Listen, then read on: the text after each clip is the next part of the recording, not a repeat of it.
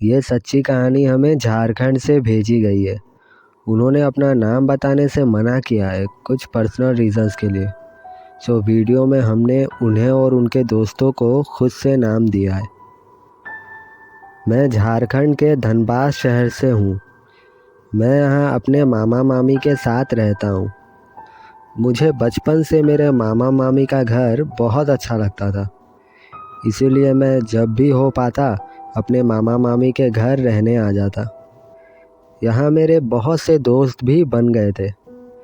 फिर जब मेरी 10वीं की परीक्षा हुई, उसके बाद मैंने धनबाद से ही 12वीं करने की सोची और मामा मामी के घर आ गया। कुछ महीने तो ठीक ही बीते।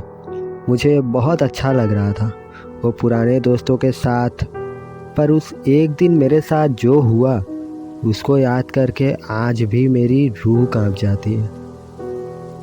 दिसंबर का महीना था। हमारे प्री बोर्ड को ख़त्म हुए 2 ही दिन हुए थे। उस दिन शाम को मेरे घर एक लड़का आता है। दरअसल वो 12th में हमारे साथ ही दूसरे सेक्शन में पढ़ता था, पर हमारी कभी बातचीत नहीं हुई थी।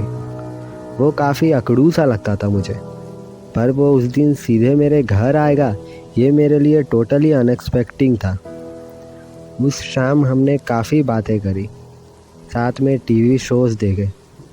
फिर उसने बोला कि थोड़ा सा बाहर टहल के आते हैं, कुछ ज़रूरी बात करनी है। मेरा उस दिन सर बहुत भारी हो रहा था। सच कहूँ तो मेरा बिल्कुल भी मन नहीं था घर से एक कदम भी बाहर जाने का। पर जैसा मैंने बताया, हमारी स्कूल में आज तक एक भी दिन हाय हेलो तक नहीं हुई थी। और हमारी एक फितरत होती है ना कि जो हमें अटेंशन नहीं देता हम उन्हें ओवर अटेंशन देने लगते हैं। फिर मैं उसके साथ घूमने के लिए निकल गया। घर से निकल के मैंने बोला, तो कहाँ चलना है? चलो पार्क साइड चलते हैं। उसने कुछ नहीं बोला।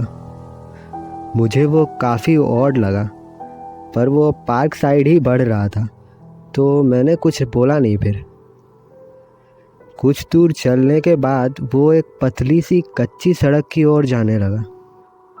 दरअसल ये रास्ता हमारे घर और पार्क के बीच आता है, और इस रास्ते पे आमतौर पर कोई ऐसे जाता नहीं है। इधर बहुत सालों पहले एक शमशान हुआ करता था। फिर मैंने उससे पूछा, करण, ये तू अब कौन से पार्क में जा रहा है? इस बार उसने जवाब दिया, अरे तू इधर नहीं आता क्या? कितनी शांति मिलती है यहाँ। चल मेरे साथ घूम ले ये सेंटर फ्रेश खा। ऐसा बोल के उसने अपनी जेब से 2 सेंटर फ्रेश निकाले। एक खुद खाए और दूसरा मुझे दे दिया। मैंने सेंटर फ्रेश खाया। फिर कुछ 1-2 मिनट हुआ होगा, चलते चलते पता नहीं क्यों मुझे चक्कर आने लगा, और मैं करण को बताऊं इससे पहले ही मैं ज़मीन पे गिर गया। फिर उसके बाद जब मेरी आँख खुली तो मैंने जो देखा, ऐसा खौफनाक मंजर मैंने आज तक नहीं देखा है।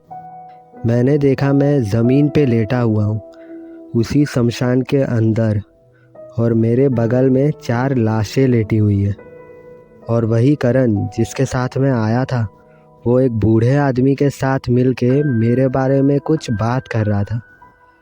मैं सुन तो पा रहा था, पर वो बातें क्या थी मुझे कुछ याद नहीं रहा। फिर उसके बाद मेरी दूसरी बार जब आँख खुली तो मैं सीधा हॉस्पिटल में था।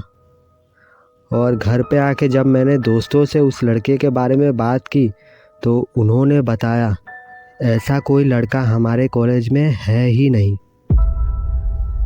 उस दिन के बाद मैंने उस लड़के को फिर कभी नहीं देखा। आज मैं प्राइवेट जॉब करता हूँ, पर इस इंसिडेंट को आज भी याद करता हूँ तो सहम जाता हूँ। आखिर वो मेरे घर ही क्यों आया, और उस दिन शमशान में वो मेरे साथ क्या करने वाला था, और मैं बचा कैसे? तो ये थी हमारी आज की कहानी। उम्मीद है आपको पसंद आई होगी। अगर आप भी चाहते हैं कि आपकी कहानी को मैं अपनी आवाज़ दूँ, तो डिस्क्रिप्शन बॉक्स में दी गई इंस्टाग्राम आईडी पर हमें अपनी कहानी लिखकर भेज सकते हैं। और ऐसी कहानी और भी सुनने के लिए इस चैनल को सब्सक्राइब करके बेल आइकन प्रेस कर दें। आपका शुक्रिया।